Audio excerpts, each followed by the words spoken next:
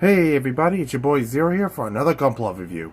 In today's episode, we're covering the Load Astray Omega from, it says Gundam Seed Astray, but this is kind of like the whole Tri-Age Gundam versus the Tri-Age Magnum, aka the Bill Divers version came first, and then they backtracked it to make the quote-unquote original version, which that suit was supposedly based off of. So, yeah. I only noticed that when I was building it, like I said in the last episode. It's like kind of embarrassing it took me that long to realize it as I was building. Like, Load Astray, why does that name sound familiar to me?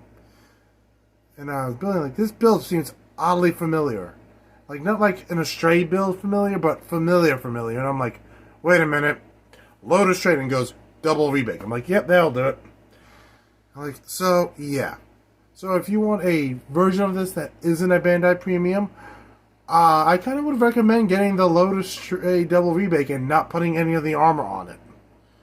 I will compare the two, because they're, well, what I have of it, that is my custom build, the Shadow Lord Astray. So, yeah.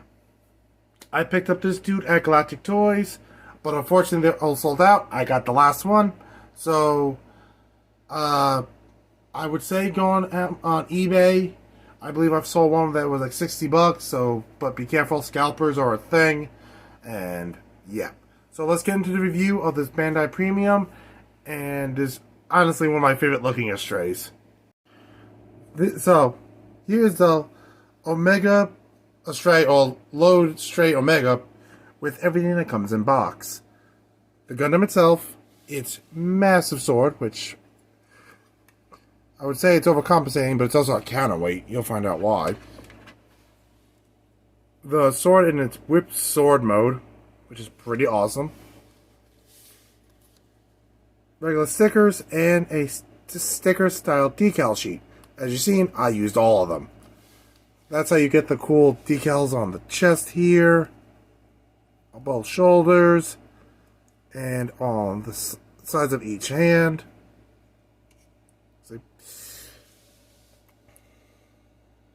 So, one thing is, I say this is like the sword's a counterweight because without it, if it's back here, it's more likely to be stable.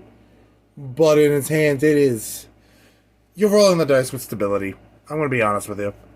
It's very difficult to get stable holding the sword. So, I would recommend putting it on the backpack if you want to keep it stable standing up. But if you can get it in a nice pose like I did, it will stand up on its own. As long as you don't move it too often. As for articulation, actually, before I do articulation, let's do a quick compare and contrast to its prototype / descendant, the Load Astray double rebake, or as I devolved it into, the Shadow Lord Astray. As you can see, there's the obvious similarities. Same legs, same.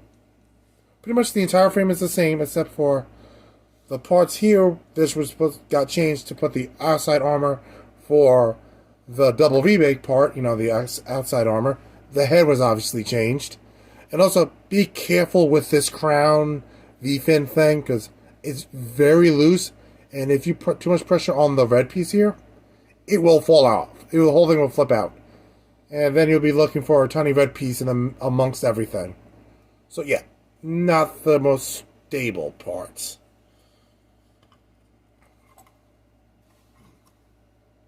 As you can see, again, the sword can be an issue. And of course they added to the wrist a ball joint to put the claws / hands of the rebake in its bestial form. So in turn, you know, it can transform. They remove this armor for more of the armor for the, again, outer rebake form, so you can have the beast form. So you don't have these two pieces here on it anymore. Nor do you have this piece. But yeah, it's more or less the same. And the articulation is exactly the same.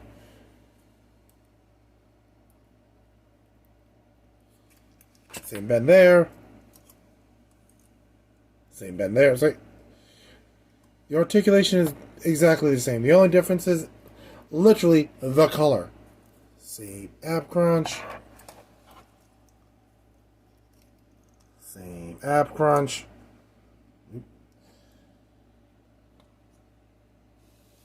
The shoulders pose the same. It's literally the same mobile suit. So, like I said, if you want to go with the darker color of it, just get the double rebake and just make sure you never put the other armor on it. And then you have the Load Astray with, and you don't get the massive sword, but hey, you do get at least a darker version of it with a different, head crest situation. But again, at least the darker variant, so it looks kind of cool. And also, it doesn't have the white pieces on the shoulders, which, now that I look at it, it's kind of a downgrade. It would be cool to have those. So, yeah. It also doesn't have the parts on the side, which is weird. Again, it's for the armor, for the more bestial transformation fight mode the double rebate came with, so that was a thing. So, the major gimmick of this thing, other than it's looking cool, is the sword. Because the sword can transform into various forms. Basically just more swords, and technically an axe, if you want to be really specific. So let's take out the hands. By the way, you only come with these two hands, so traditional high-grade grabby hands, so holding hands, so let's just get them off.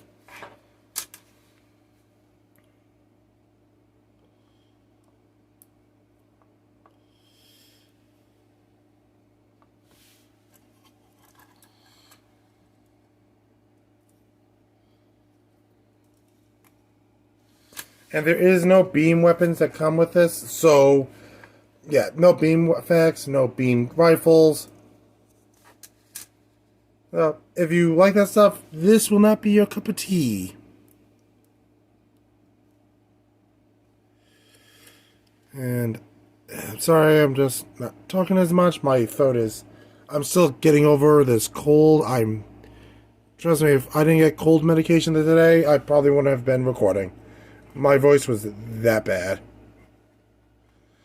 Okay. As you can see, this is the regular sword mode. You pop this out.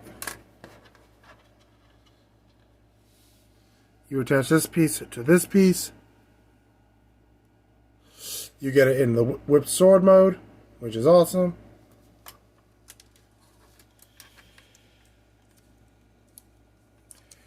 There's a little piece right in here that you have to take out if you want to do the other transformations. There we go. Pull that apart.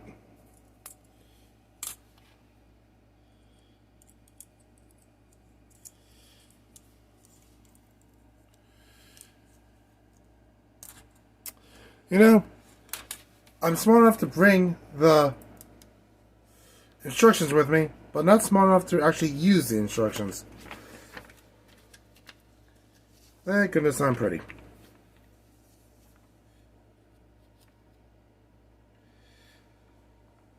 Okay. You go from this, you pull down this piece.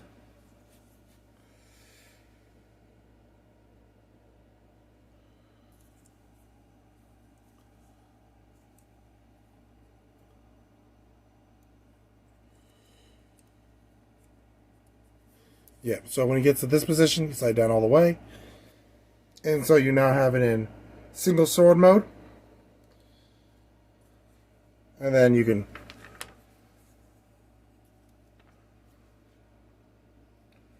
fold it over and you have axe mode.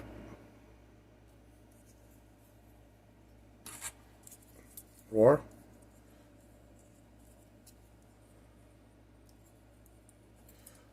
dual single sword mode, and again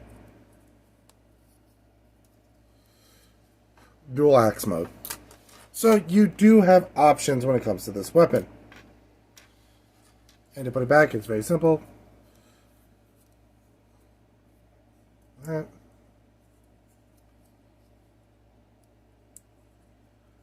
Make sure both pieces look like this. Ta-da. Ta-da. And then you take it when they look like this. Make sure the two pieces up front line up like that. Wait for that click. You take the black piece like I mentioned before.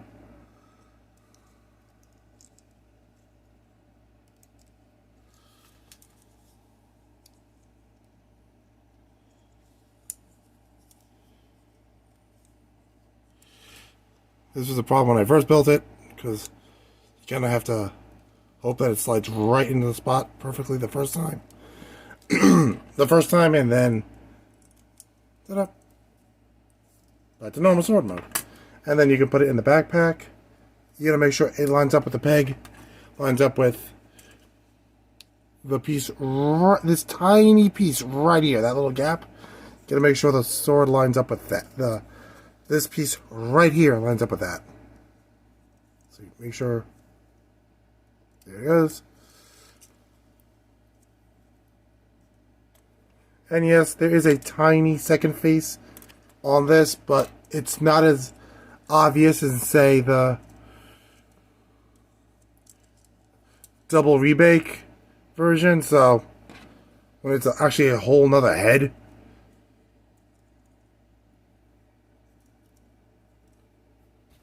And ta-da. So there's our buddy with the sword on his back. And like I said, you can get decent posability out of it. Not great. Be careful when you bend the arms because of these joints. They could pop loose on you.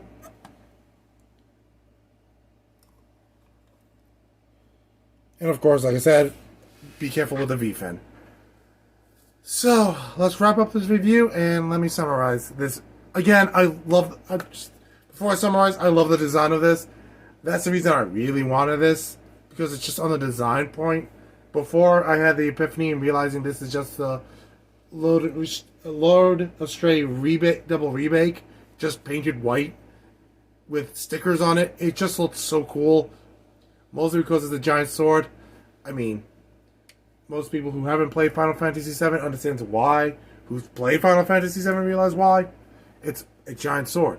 You literally have a Buster Sword on your Gundam. That's always a W.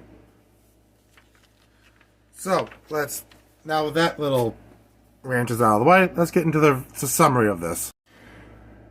Okay, so all in all, I love this guy. Yes, he has some flaws similar to a lot of the Astrays, and My Shadow Lord has the same problems. The joints aren't...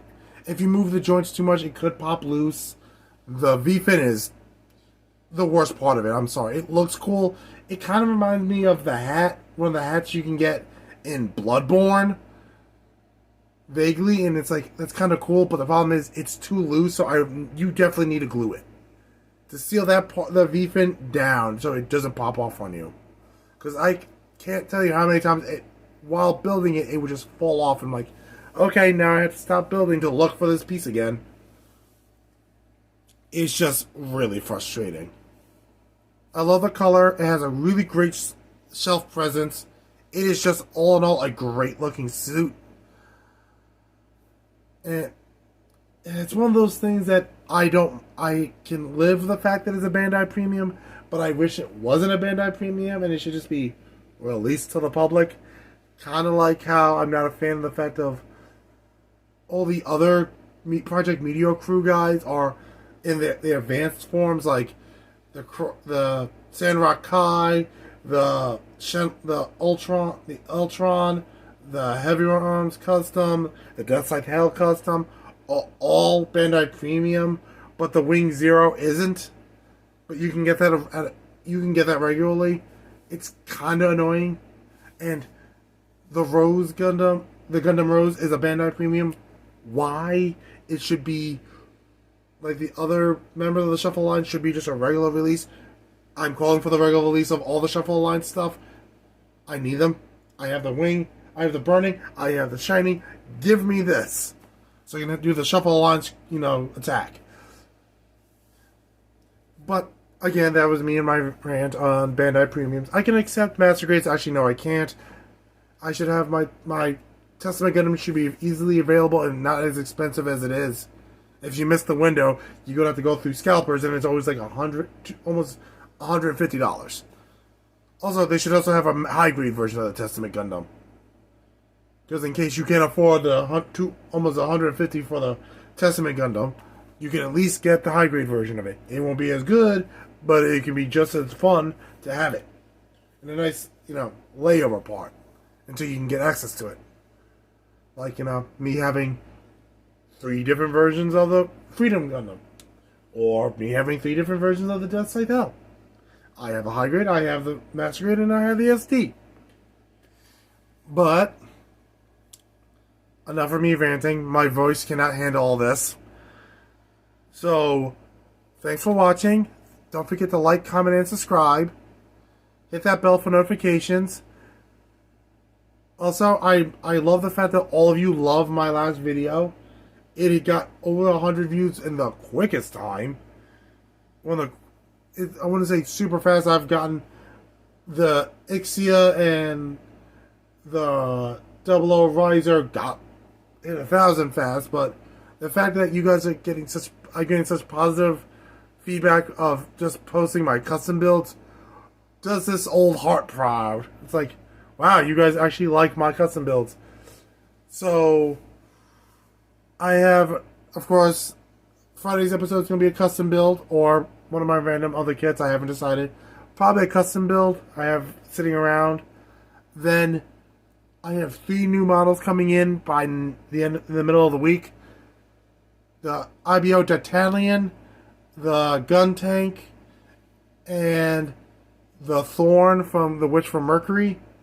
So, look forward to those episodes, and I'll catch you guys in the next episode. Peace. Hopefully my voice will be better.